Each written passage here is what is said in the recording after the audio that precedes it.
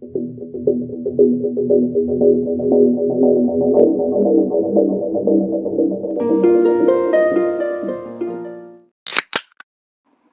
Brophy adalah seorang penulis novel asal Amerika. Dia telah menerbitkan novel berseri dengan judul Wrong Never Felt So Right yang diterjemahkan menjadi Salah Tidak Pernah Terasa Begitu Benar. Seri ini terdiri dari 6 novel yang ditulis Nancy dari tahun 2011 hingga 2017.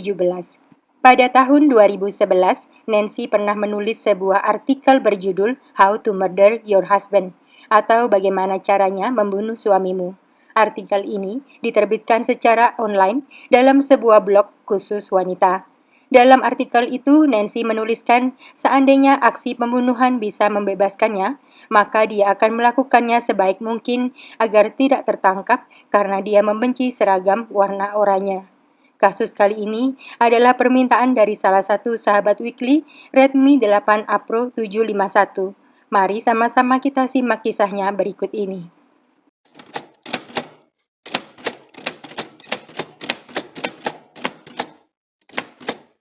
Nancy Crafton Brophy lahir pada tanggal 16 Juni tahun 1950 di kota Wichita Falls, Texas.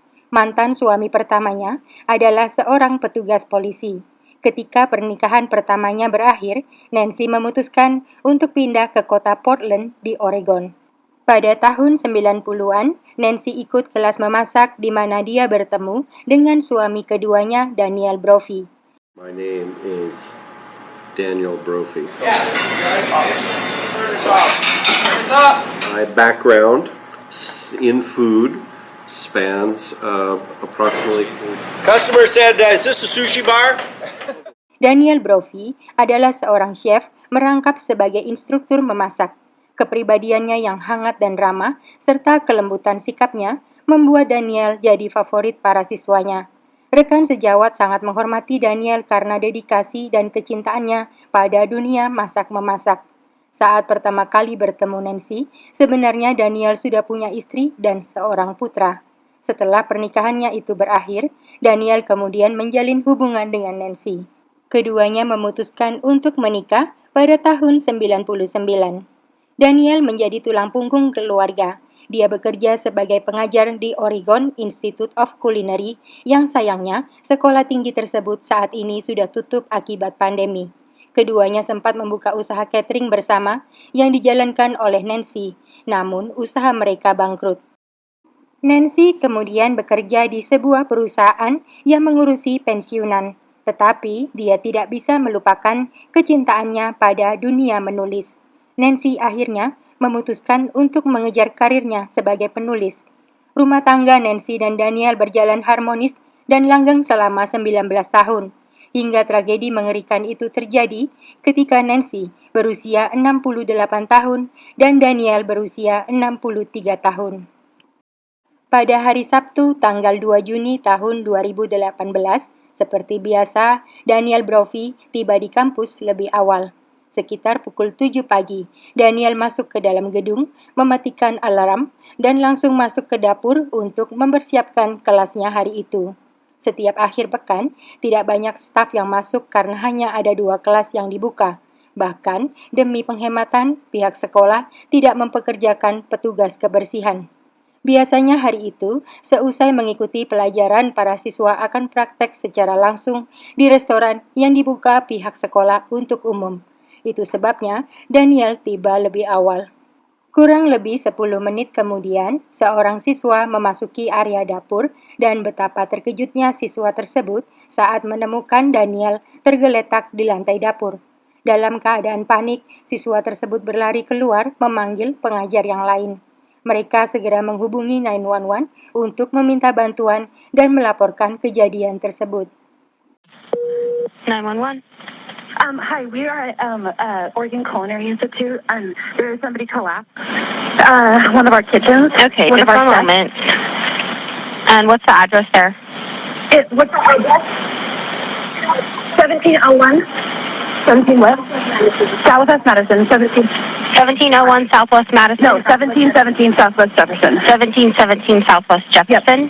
Yep. Yeah, yes. Okay, and he's one of our chefs, and he's an older man. All right, is he conscious? Petugas medis yang tiba di lokasi menyatakan Chef Daniel Brophy telah tiada akibat terkena 2 tembakan dari arah punggung dan depan yang menembus jantungnya. Sedangkan pihak kepolisian memastikan peristiwa itu bukan perampokan karena beberapa barang pribadi Daniel seperti ponsel, dompet, dan kunci masih ditemukan padanya. Tidak ditemukan tanda-tanda Daniel melakukan perlawanan, sehingga dipastikan serangan terjadi secara cepat dan tiba-tiba. Kabar duka atas kematian Daniel Brophy segera disampaikan pihak kepolisian kepada istrinya Nancy Brophy, yang tentu saja merasa terpukul dan sangat berduka.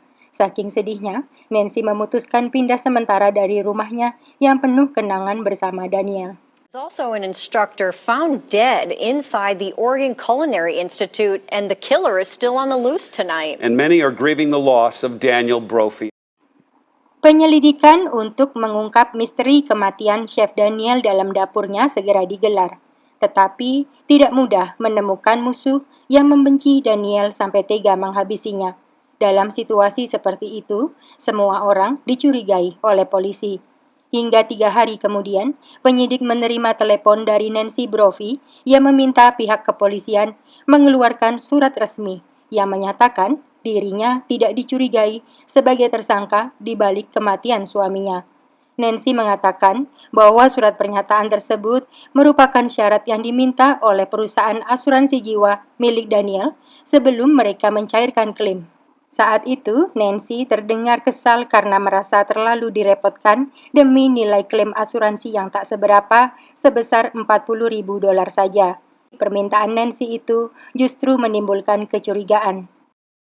Ketika para penyidik akhirnya menemukan artikel yang ditulis Nancy pada tahun 2011 tentang cara menghabisi suami, penyidik semakin yakin Nancy terlibat dalam kematian suaminya sendiri. Mereka kemudian memutuskan untuk menyelidiki sosok Nancy Brophy secara lebih mendalam.